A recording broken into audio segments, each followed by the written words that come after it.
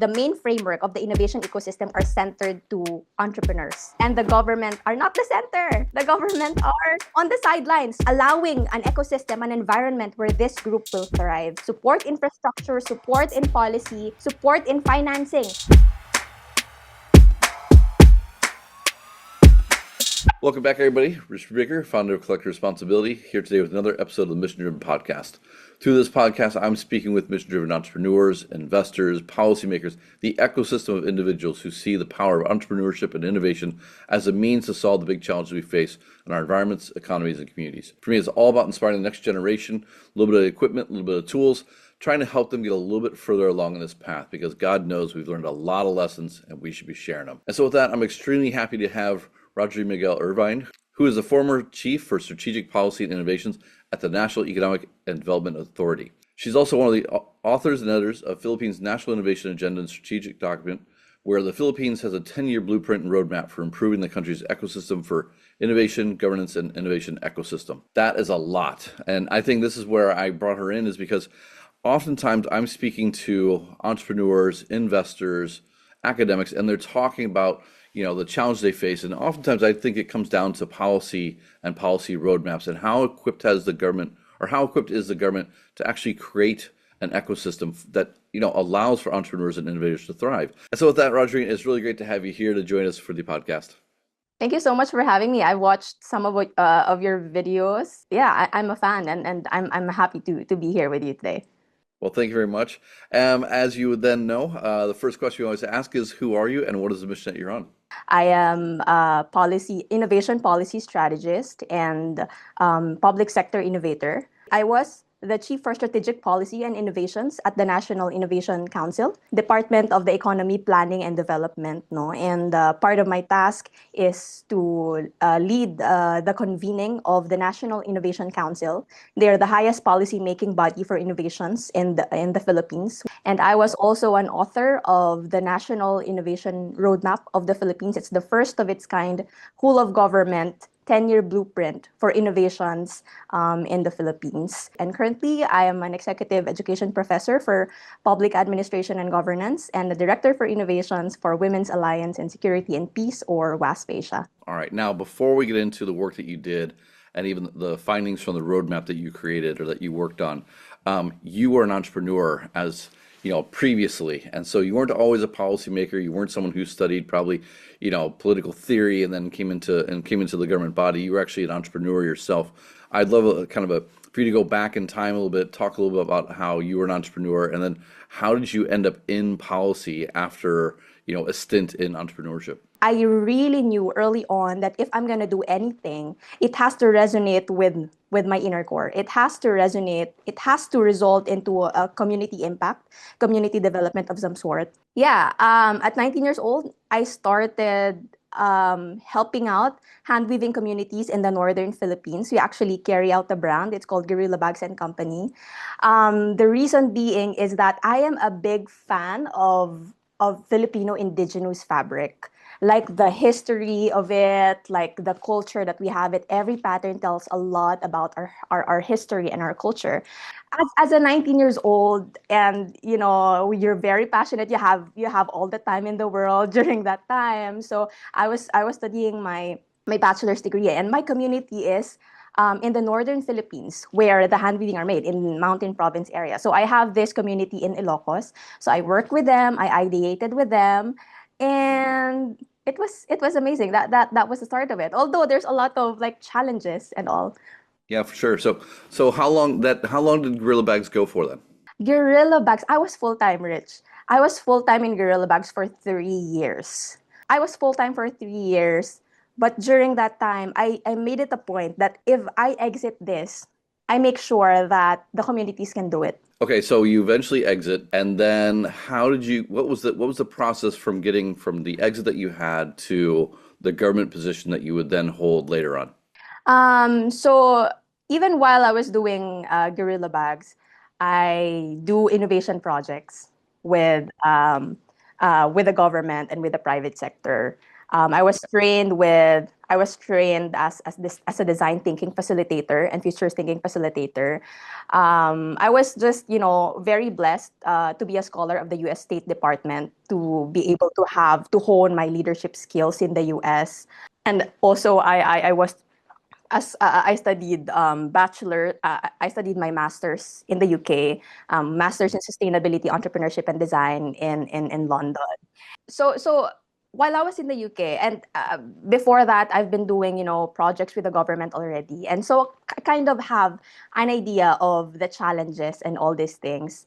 And even before I went to the UK, I've been part of the Philippine Innovations Act, in forwarding and championing the bill.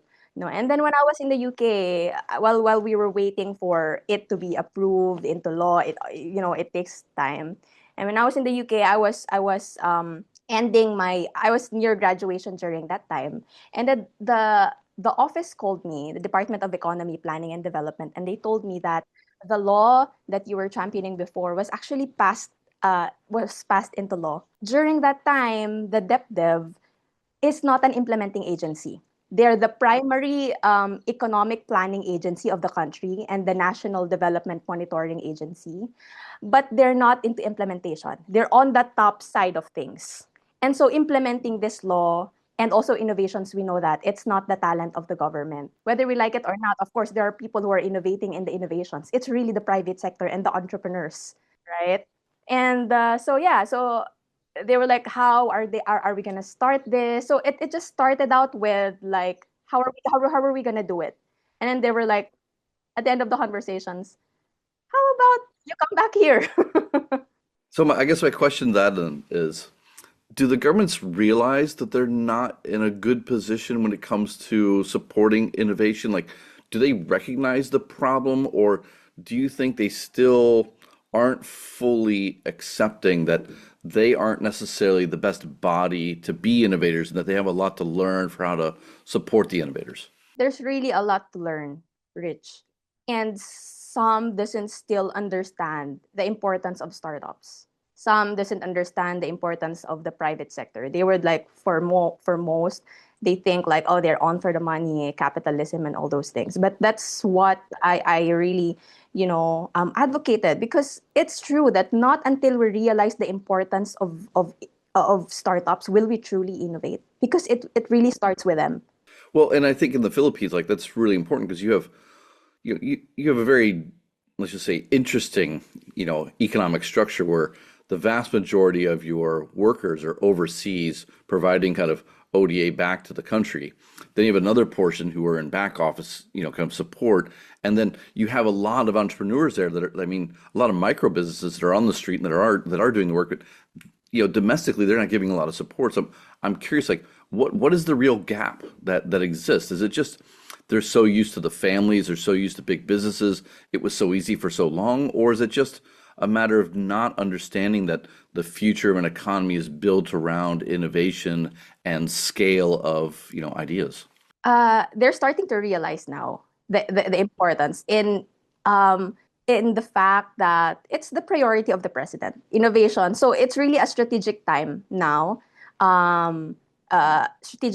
to do this advocacies, to do startups, because it's the priority of the government, and with the presence of the National Innovation Council, which is like, multi-sectoral. And I think they saw it from countries, Malaysia, Singapore, and the US. Like the US in itself, like around 10% of their GDP comes from startups. So, and also MSMEs. I mean, like around more than 40% of the GDP. So it's not a question of the contributions, because it's very obvious that this ecosystem really provides, wealth for the country. So then let's get into the roadmap that you built. Like, tell me a little about the process. Like, tell me a little about the goal that you guys had when you started this, and what was the process for creating the roadmap itself?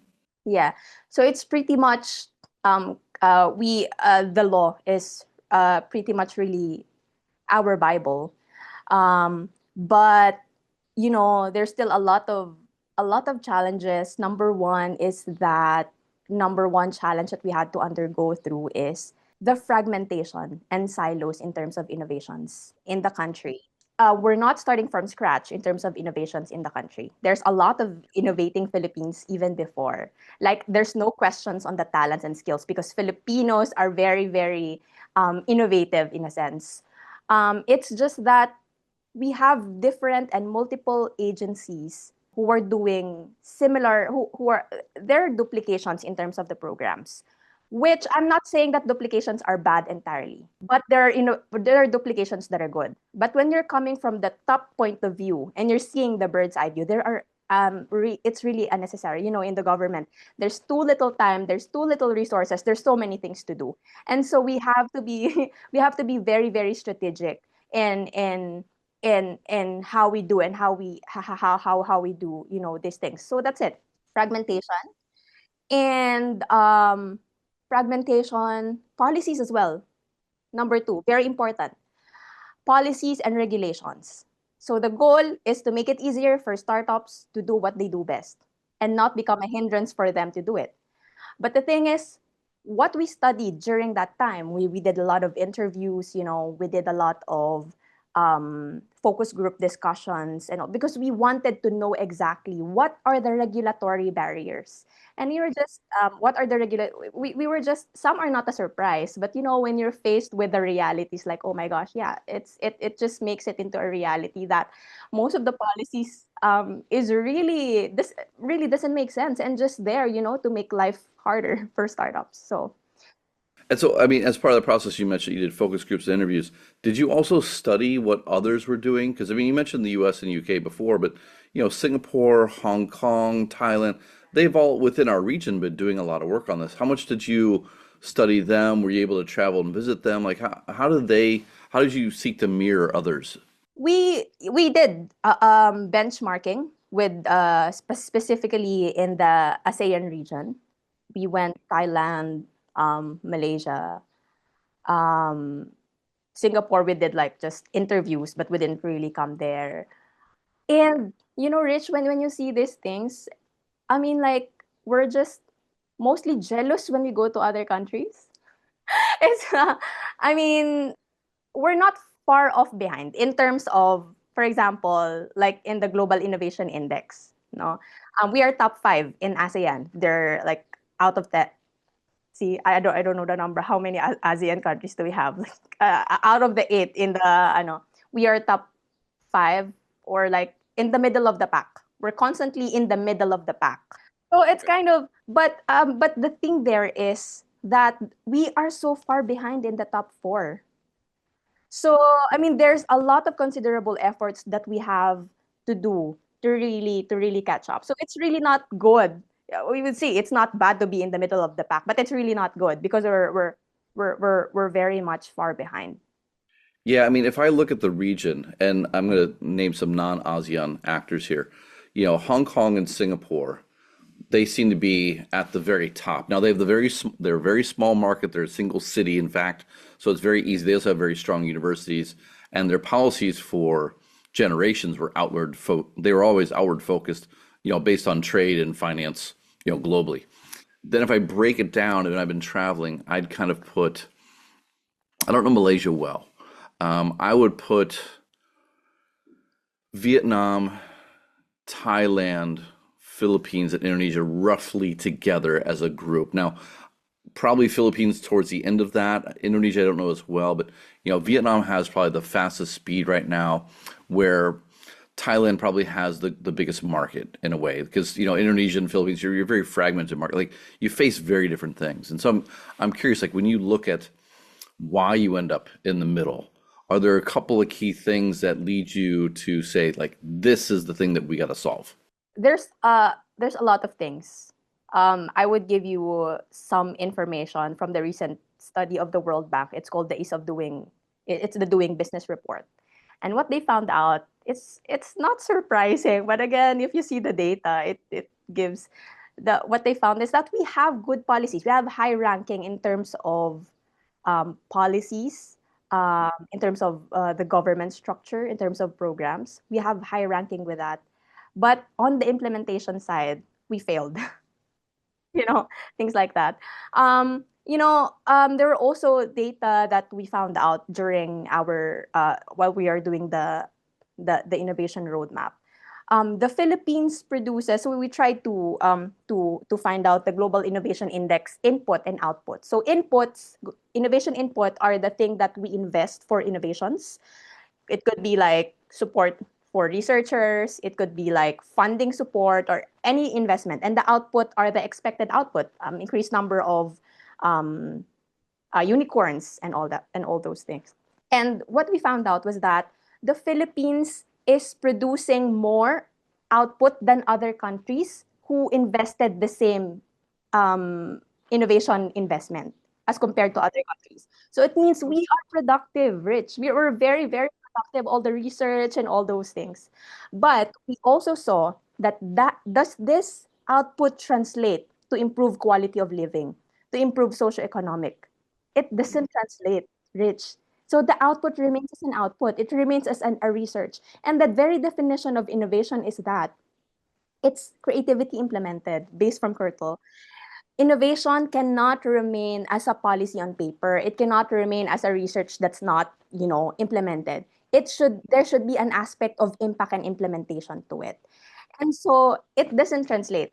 And that's what my advocacy is that, there's a lot of celebrations on innovations, not just in the Philippines, but in most like third world countries and other countries, but like we don't want to celebrate and talk about innovations. We just don't want that. We want that, but that's not the end game. It should really translate. Innovation should translate to community development and to social economic development. Agreed. I'm just curious, like, what's the gap in translation then? Like, what you said you have good policy, but you don't have good implementation. Like, are there a couple reasons for that, or is it just a matter of, no one really has an idea of how to break through that yet? Like, because they haven't actually, I figured out like what the log jam is or what the capacity gap is. In terms of the law gem, the capacity first, I would go to human. There is a gap in terms of human resource capacity development in the Philippines. I've mentioned many, many times that Filipinos are very talented. Here, we can look at the data on one of the things where you can see if the people are ready in terms to innovate or in terms of research and development is to measure it to millions researchers per million population. How many are the researchers per million population in the country? In Thailand, so I memorize this because I present this all the time. In Thailand, it's 2069 researchers per million population.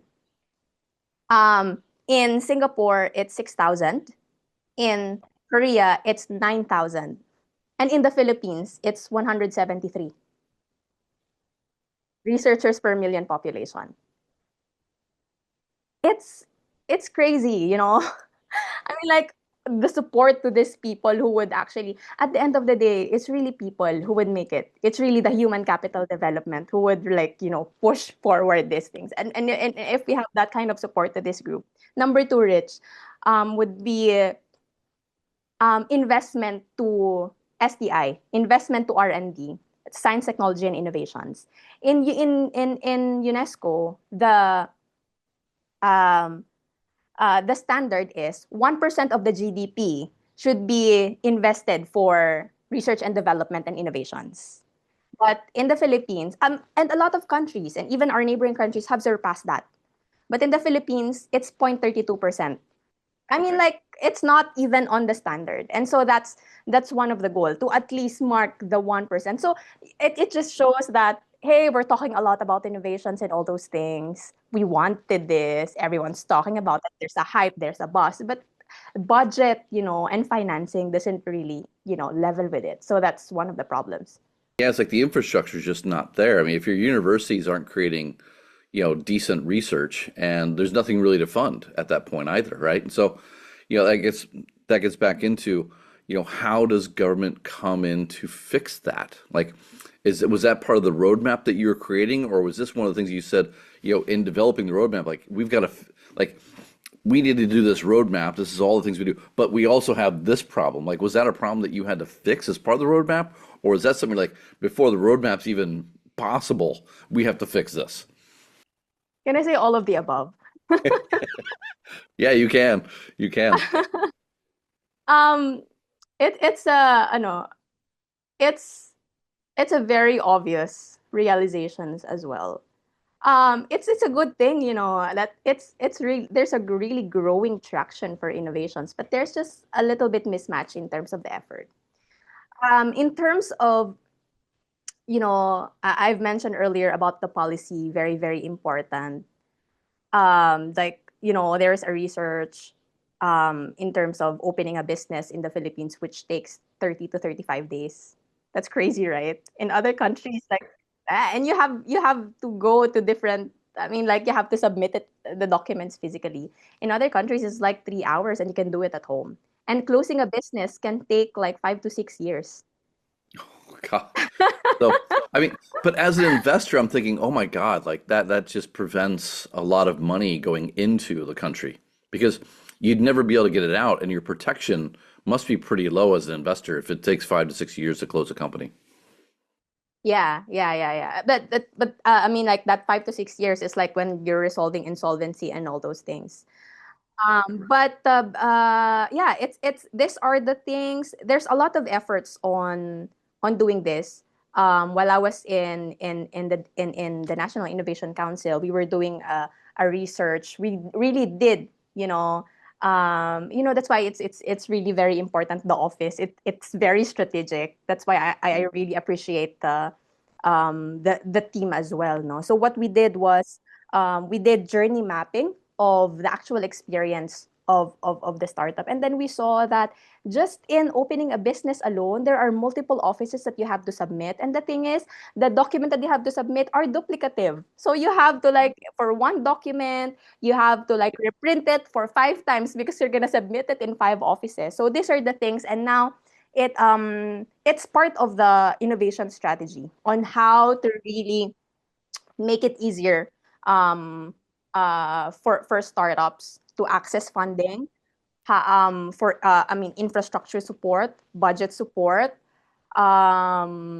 make maker spaces.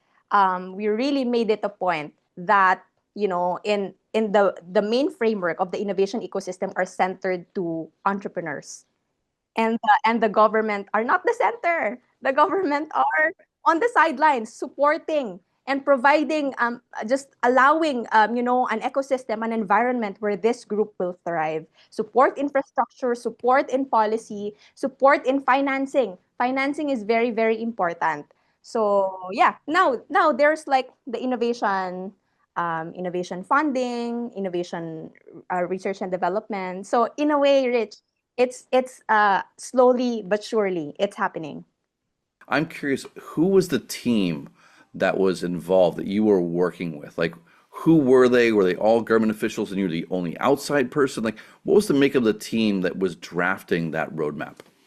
Oh, during that time we started, I recruited people from the entrepreneurs side, no? So it was like kind of half half from the government and then half from the private sector, and my network from startups, because I really wanted an insider view. But then like after 2 years, all these people from startups resigned. They like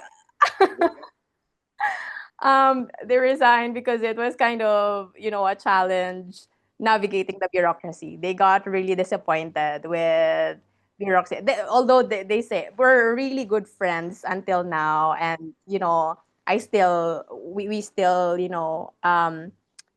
go back and forth with our ideas. They're really, really close friends of mine. And then we have people from the government, and there was a little bit of notions, as I mentioned earlier, between government and the private sector. But then I have, they have helped so much in really more on pruning the ideas in the innovation agenda. The government side gave a really insider perspective, and we did a lot of secretariat work as well, so they know the ins and outs, which has helped. On the other hand, the those from the startup sector really gave, more of the technical aspects and more of like, the grassroots perspective on things. And how important was it to have kind of a mixed team, even if it only lasted for 2 years? How important was it to have that mixed team? And do you think that you could have built the same roadmap if it was just all government officials and you were the only outsider, or did you really need the help of other externals to help validate, push, drive conversations? It's very important that you have it's a plus, I would say, if you have an insider from the private sector in the team who would give that perspective. But if not, if you don't have that, it's okay as well, as long as you would really, dig deep down with focus group discussions. You would really invite the private sector, the startups. You would have, I mean, like, do design thinking with them, do integration with them. So if you don't have like a startup insider in the team, just, do network and really know what the need is. So it just takes more work on the government's part if they don't have someone who is inside like yourself.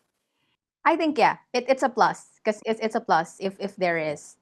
But if not, then they would have to do a lot more work on understanding the point of view of the people they're designing for. Yeah, and I think this becomes the challenge is, they think without having that internal kind of ever present, like yourself and your friends who were there for 2 years, like they have to do more work to even understand the challenges or and then kind of create the roadmap itself. But I think it also takes more work just to even understand what to understand. Like and then, like, do they understand what they're even hearing? Like, it just seems like there's a lot of potential loss of translation in that process. There might be, well, especially the policies that we see now, that it doesn't really make sense. Like, it feels like detached. Like, you would question yourself, like, do they actually understand what we're experiencing as the masses? So I think those might be a challenge if we don't, integrate well of, or if we don't really know, the story, or where these people are coming from. Yeah, which is, I think, to their credit, like when they brought you in and when you accepted, I think that that shows kind of a healthy acceptance or awareness that, we could do this on our own, but they'd still be detached. And we need that external perspective to help make it real at the end of the day and I think like, that in itself shows that they want to make progress. Yeah, yeah. And I think that's number one enemy of innovation. That knowing that you know everything, because no. Now, another thing that I'd bring up, you mentioned all those key pieces.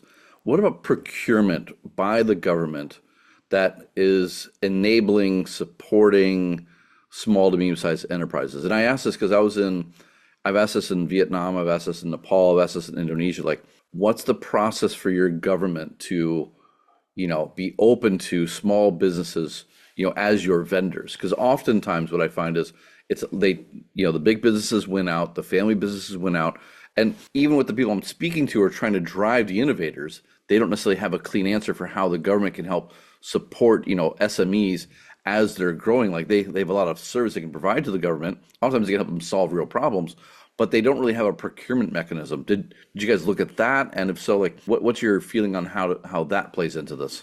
Yeah. You know what? I was smiling while you were asking that, because procurement is like one of the major problems. It's gonna be a big help if they be the first customers for these startups. However, when I joined the National Innovation Council, we were following a 20-year law on procurement. It's a very archaic law.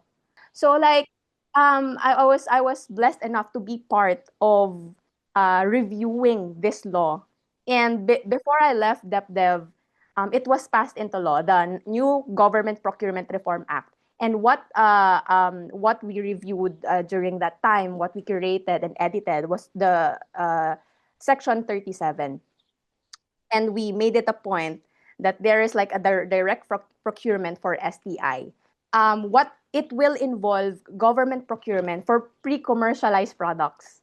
So even from pre-commercialization. So really, the idea is for the government to support, these ideas even before they reach, um, the mainstream market and things. So really supporting this, really supporting the startups and things. So I'm really excited about. If from your perspective, if you were talking to an entrepreneur about how to get into the government, what are a couple like things that they should keep aware of, or like where are some common areas where they get stuck that you think that they can overcome? Number one is to be really knowledgeable with the law, because that's all the requirements and things, especially the implementing rules and regulations. So it's available online. So it's very important that they know what they're entering into. Number two is they should know the need of the government. The government has like there's growing traction for need in edutech.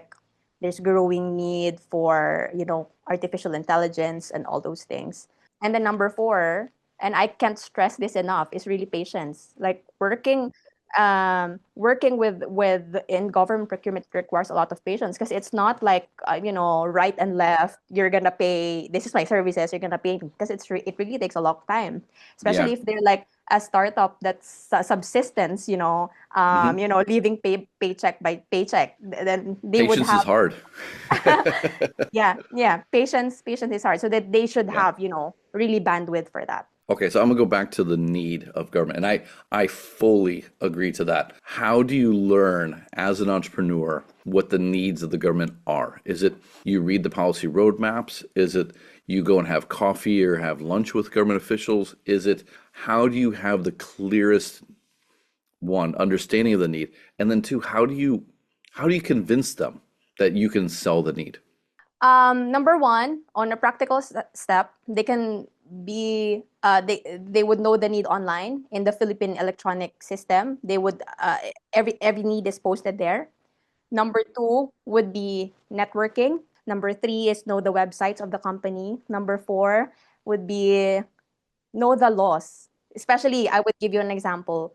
There's a new law in the Philippines that a percentage of the interest of government of offices equipment in the government should be made from bamboo, and it was passed into law. And all those things. So if you're into bamboo industry, then your head on should be like, hey, this is a really big opportunity for us. And yeah, being knowledgeable on those things, using AI as tool as well to know what is the need, using all of these resources that we have now and accessing them now. All right, we're going to switch a little bit here to away from policy and how to make things better to you as an entrepreneur who worked inside the government. Um, I'm curious, what was it like to work inside a government with an entrepreneurial mindset? Like your goal is to solve a problem. I'm going to be an entrepreneur. And I would argue most entrepreneurs, they kind of get frustrated by the same policy, whether they're inside or they're outside. So, as an entrepreneur, what was it like working inside the government itself? Like, what was the mindset? What were you feeling? What were you frustrated by? What are the opportunities that you saw that you were really excited by? Yeah. Similar with working with the private sector and the government, there's a learning curve. There's a learning curve. And just to be honest with you, most entrepreneurs doesn't have the bandwidth for BS, and all those things. But in the government, um, you will really be tested. You will really be tested with bureaucracy, like to the point that most of the things and the waiting time is on the approval process because of the layers of the approval. And in a way, the National Innovation Council, our highest policy-making body for innovations, and in a way, you don't give them, it should be really complete staff work when it comes up, no. I think that's where I had most of the challenges is like the patience of waiting, patience of more of in terms of the bureaucracy. But I have very talented bosses during that time, which who are also my mentor. So I'm really glad. But when you go on the when you observe the bigger macrocosm of public sector innovations, is that I think, yeah, it's really bureaucracy. Because in as an entrepreneur, like the decision points is like as a founder, it's on you. But here, it's not on you anymore. And that we, of course, we don't want good intentions to put you in jail. I mentioned that earlier.